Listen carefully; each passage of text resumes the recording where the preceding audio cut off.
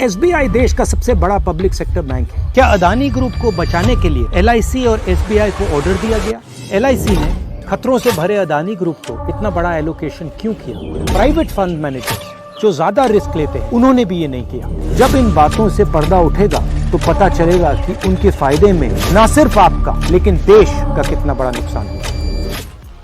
गौतम अडानी पर बड़े कर्जे बकाया है। एक अनुमान के अनुसार वित्त वर्ष 2022 में अडानी ग्रुप के कुल 2 लाख करोड़ के कर्जे में से लगभग 70,000 से 80,000 करोड़ सिर्फ बैंकों से लिया लोन है।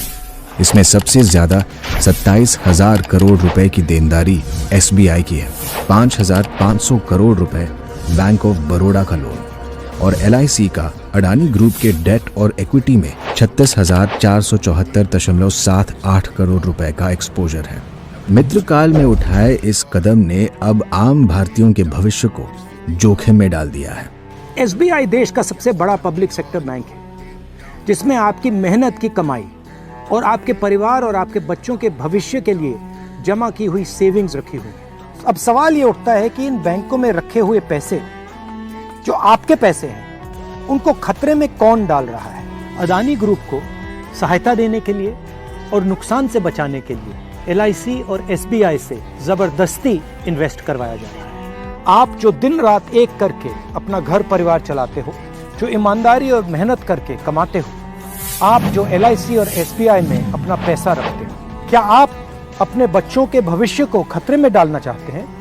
नहीं ना? तो मेरा सवाल आपसे है, अदानी के नुकसान को भरने के लिए आपके पैसे क्यों लगाए जा रहे हैं? दिसंबर की शुरुआत में 3 प्रमुख ग्लोबल फाइनेंशियल इंस्टीट्यूशंस ने एसबीआई को ऑस्ट्रेलिया में अडानी ग्रुप की कंट्रोवर्शियल कारमाइकल कोल माइन के लिए लोन देने के खिलाफ चेतावनी दी थी। न्यूज एजेंसी IANS के अनुसार नवंबर 2020 में एसबीआई अडानी ग्रुप को 5,000 करोड़ रुपए का ऋण देने के लिए तैयार था। इतना ही नहीं, साल 2014 में अडानी और उस वक्त की एसबीआई चीफ के बीच एक MOU पर हस्ताक्षर भी किए गए थे। एसबीआई के चीफ आपके पैसे को सुरक्षित कर रहे हैं या फिर अदानी के बिजनेस को?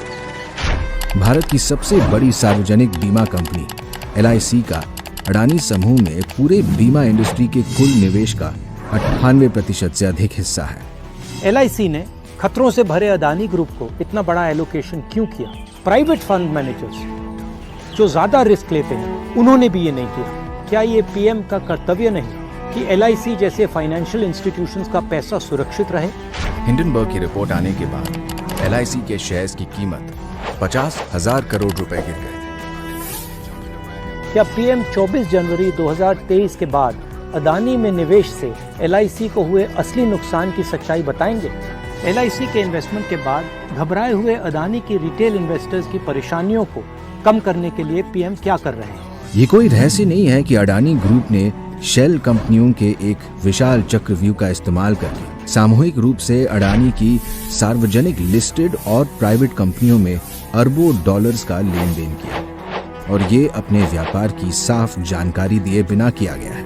अदानी ग्रुप के खिलाफ फ्रॉड, मनी लॉन्ड्रिंग, शेल कंपनियों का उपयोग करने के आरोप लंबे समय से लगते आ रहे हैं। 4 इन्वेस्टिगेशंस हुए हैं, इनमें से एक सेबी ने किया। इन शेल कंपनियों के पीछे कौन है? जब मार्केट में अदानी ग्रुप की शेयर की कीमत उनके इशू वैल्यू से भी नीचे गिर रही थी, फिर भी एलआईसी और एसबीआई ने एफपीओ में पैसा निवेश किया। क्या अदानी ग्रुप को बचाने के लिए एलआईसी और एसबीआई को ऑर्डर दिया गया? किसके कहने? जरा सोचिए, इन कंपनियों में लगा सारा पैसा आपकी मेहनत की कमाई है। ये कंपनियां डूबी तो आपका पैसा भी डूबा, यानी अडानी नहीं, यहाँ आपका पैसा दांव पर लगा है। सत्ता में बैठे लोगों को आखिर किसने ये अधिकार दिया? हम इसका जवाब लेकर रहेंगे। जब इन बातों से पर्दा उठेगा तो पता चलेगा कि उनके फायदे में न सिर्फ आपका लेकिन देश का कितना बड़ा नुकसान हुआ है।